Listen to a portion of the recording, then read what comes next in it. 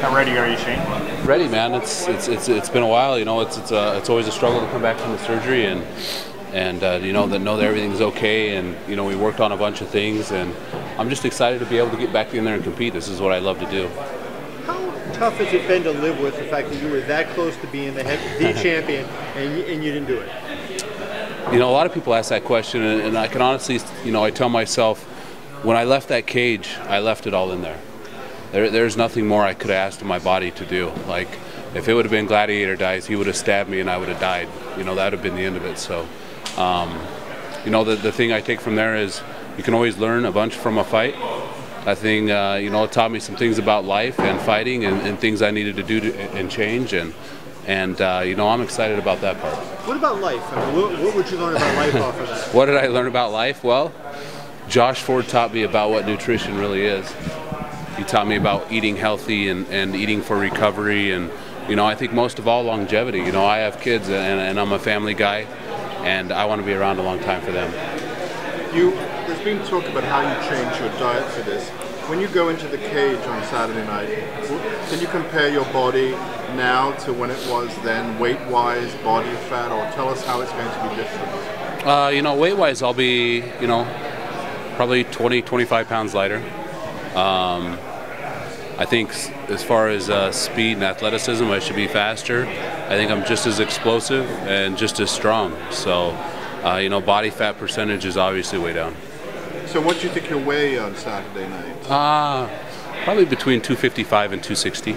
And do you feel better when you get up in the morning? Just in general? Absolutely. You know, eating like this and you know, just the nutrition and stuff, I have more energy, and I think I feel like I'm able to do more things, even though, you know, through camp is so hard that, you know, you try to get as much rest in as possible. You talk about the fight, Shane, what you're expecting? You know, this is going to be an exciting fight. You know, this is a fight for the fans. When you look at Junior and what he believes in, and when you look at, you know, me and what I believe in, you know, somebody's going to go down Saturday night. I don't think this is going to be a decision, even though, like, I would like to go 3 rounds to see what my body can do now. We haven't seen you wrestle much in the UFC. Junior said he expects to do it. He can do what he wants, particularly with this lighter frame. If he's asking for some wrestling, maybe I'll give him some wrestling. You know, you never know with a fight, you know. His last fight, you know, I never expected him to take down Roy, and he took down Roy. So, you know, maybe he's got some wrestling in store of his own.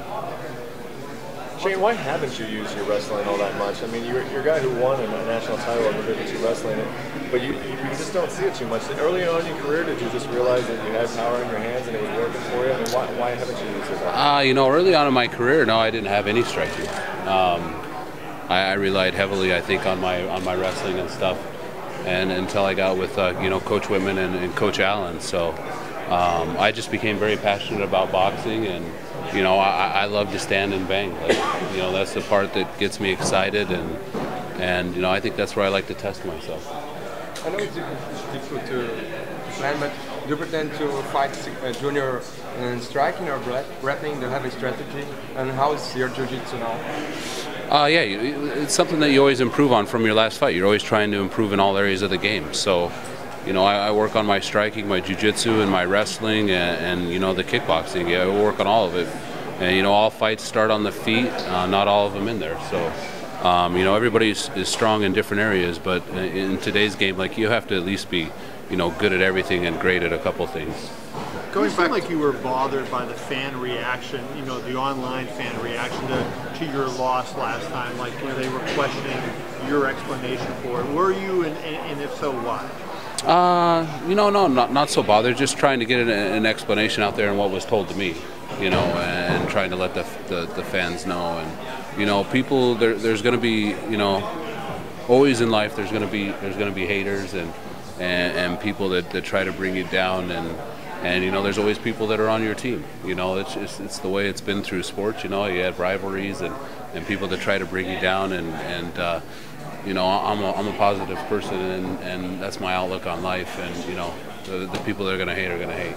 Can you explain the whole adrenaline dump thing? Because it's been a long time. And explain exactly what was told to you about what had happened in that scenario. I don't know if it was so much like the adrenaline dump as the built-up of lactic acid in my body, to where I might not have properly been breathing, getting oxygen to my muscles. Lactic acid, it reaches a threshold, and then after that, it just exponentially increases in your body, and you're pretty much left dead for the wolves when that happens. And that was kind of the explanation. There's some things, hopefully that we work on that'll take care of that. But if I ever go back into that situation again, Shane Carwin and the personality that I have would do the same thing.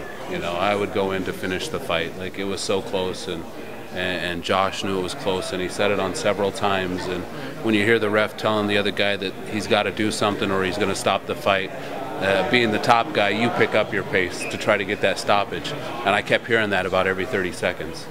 So, it was all out there for a while. Visit El Octagono for all the latest in MMA, news, fight results, interviews, live event coverage, podcast, and video capsules. All this and much more in Spanish. Find all your MMA needs here inside El Octagono, the #1 source dedicated 100% to MMA in Spanish.